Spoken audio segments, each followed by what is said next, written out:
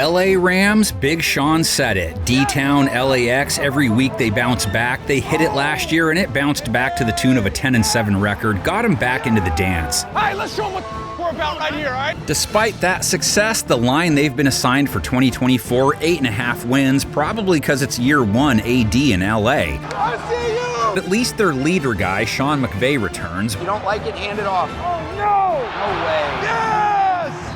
Boom! Whose house was a little nervous, but it's all good. McVay is back. Hey! Hey! Keep eating. Let's go. He couldn't leave now, not after discovering Puka Nacua. Hey, where's Puka? Where's Puka? You want a tight split fade on this guy or what? From the pocket, he deals down the seam. It's caught at midfield. Puka Nacua to the crib. Puka! Puka broke all kinds of rookie receiving records, both regular season and in his one playoff game. For the year, over 100 catches, almost 1,500 yards. Deep down the left side, Puka behind the defense, slips into the end zone. Touchdown, LA! Hey, make them match our energy right here. Come on. Let's see they're really about it. McVay also uncovered the talents of running back Kyron Williams. The way that he played, man, Kyron Williams came out. Made the Pro Bowl in his second year. The handoff, Williams, burst of speed into the secondary. He's gone. Williams' play elevated LA's offense into elite territory, over 1,100 yards, 5 yards per carry, 12 touchdowns, led the NFL in rushing yards per game. Kyron Williams adding to his rush total, and there he goes. Almost feel bad for Cooper Kupp and Matthew Stafford. Hey, it's man. You want to go? Stay there. That is a big-time throw by Matthew Stafford. Yeah. Gotta show them you still got it. Living in the shadow of their younger teammates. Hey, you just have to be fast enough. That's all it is. Stafford still made the Pro Bowl, 24 TDs, 11 picks, over 260 yards passing per game. Boom! Let's go. Bring that. Lofting, end zone, Nacua, he's got it! Touchdown, Rams! Kupp hoping for an injury-free year, 12 games in 2023, almost 60 catches, over 700 yards. Caught by Cooper Kupp! Matthew Stafford drops it in the bucket! The complimentary guys, Demarcus Robinson emerged as a nice number 3 for them late in the season, over 350 yards, 4 TDs. Lets it go, end zone right side, caught! Back right pylon, Demarcus Robinson! Tutu Atwell, almost 500 yards, 3 touchdowns in his third year. Stafford throws, it's caught, what a throw to Tutu Atwell, bye-bye Tutu! Steady as she goes at tight end, Tyler Higbee returns, almost 500 yards in 2023. Stafford throws, catch made, touchdown Tyler Higbee! O-line, LA's Big Uglies had a nice season, helped Williams shine bright like a diamond. Head up. Right through there. Kept Stafford upright, only 34 sacks taken, tied for 6th lowest. Looking to roll for Cooper Kupp, he's wide open! He's got it in stride! He's gonna go in! I almost missed you. Lost one guy, center Colton Shelton. They signed Jonah Jackson away from Detroit. They'll slide another young guy who had a good rookie year, left guard Steve Avila, to center. He was their second rounder last year. Alaric Jackson took over at left tackle. He looked good in his year 3, only gave up 2 sacks, started 15 games. Play action. Stafford, good protection, fires wide open. Rams offense was top 10 good in 2023, on the bottom side, but still 8th in points per game, 7th in yards per game, 8th on third down. Giants bring pressure, Stafford, there's Puka Nacua, and there's the first down, and he spins free!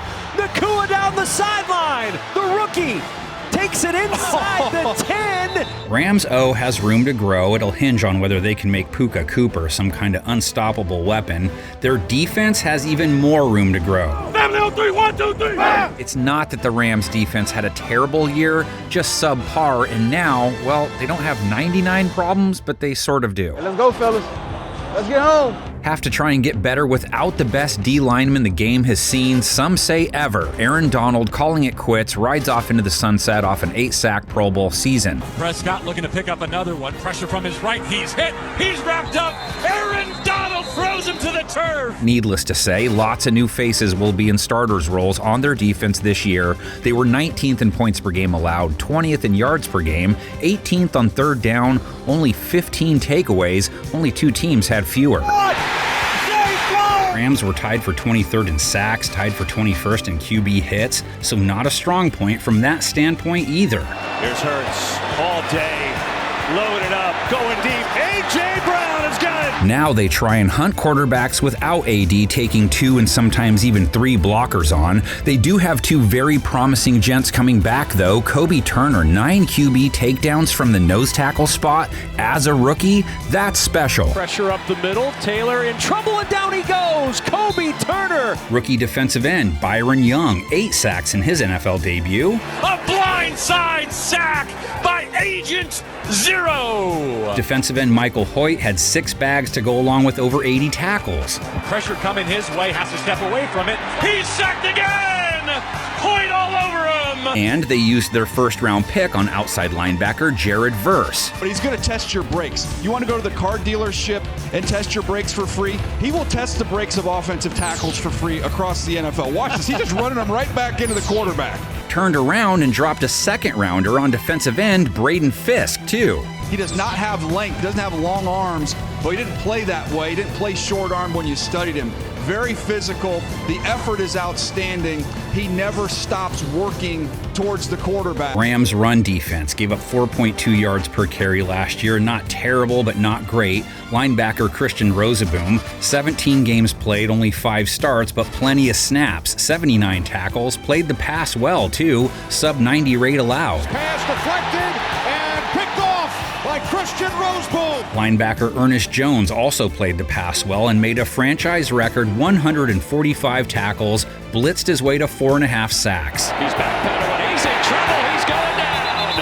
Ernest Jones wrapped him up. Rams secondary, a mixed bag in 2023. This is the sector they made the most change to. They gave up 11.4 yards per catch, 27. So a propensity to give up splash plays, only had 10 INTs, 20th in passing yards per game allowed. Off Swan and Beckham's loose. Underthrown, but he's got it. They also held quarterbacks to an 88 rate, under 7 yards per attempt, the 7th lowest completion percentage. Those are all good. From the 25, he fires end zone, broken up, incomplete, looking for Lockett. Darion Kendrick locked him up. Star of their secondary is gone though. Safety Jordan Fuller, a sub-80 rating, 3 interceptions, almost 100 tackles last year. He throws right side, it is batted away, incomplete.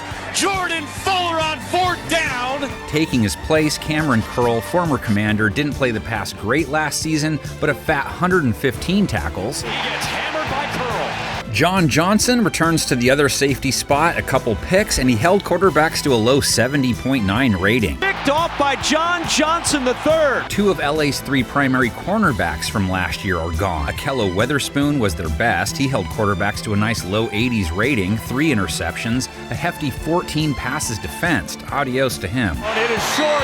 It is intercepted. Darion Kendrick is back. Average type rating last year, mid-90s rating allowed. Launches left side, it is intercepted. Rams picked up Trey Day for one spot. White comes in off a season that saw him only play 4 games. His resume, though, speaks for itself. Picked off by Takeaway Trey. Welcome back Darius Williams, who had a great season in Jacksonville, held quarterbacks to a sub-70 rating, 4 interceptions, 50, 45, 40. 19 passes defensed, second most in the league. Touchdown, Jacksonville! Nickel cornerback Kobe Durant held quarterbacks to a sub-90 rating. Not easy to go sub-90 against slot guys either. LA's playmaking room returns intact. The question will be how they utilize Kupp and Puka for a whole year, assuming both are healthy. Hopefully Stafford isn't bothered by his contract situation. Does Kyron Williams build off his impressive 2023? He could, being the O-line that assisted him, brings back 4 of the 5 starters from last year. They lost Shelton at center, brought in Jonah Jackson. He doesn't take his position, but his signing is an upgrade to the line as a whole. No way around it on defense. They'll feel the loss of Donald, unless Fisk plays out of his mind. But man, the future is bright on that front. Very young group, and maybe enough depth to at least semi-mitigate not having 99. Secondary, a couple changes. They lost Fuller. Curl's nose for the tackle at least warrants him a push. So does the swap at cornerback, another push there with Williams and Weatherspoon both coming off strong years. If White could somehow play like 3 years ago, they'd be cooking with gas. Simple explainer as to why they are an 8.5 over-under squad. Why do I feel like you're in like anime?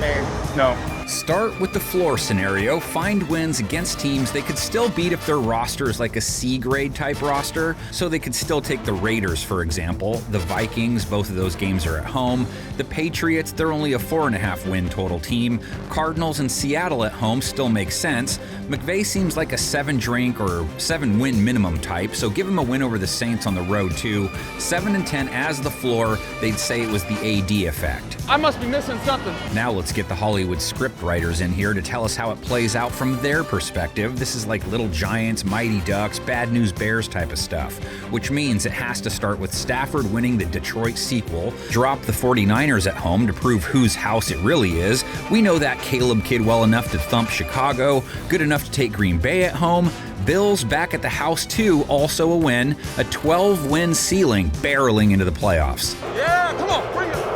I don't need AD coming looking for me, though. You don't get better when you lose the best DT the game has ever seen. So out of respect, I'm slapping a 9-8 projection on their 2024. I really want to go 10-7, but this year feels like it's going to be especially tough on everybody. It means no worries.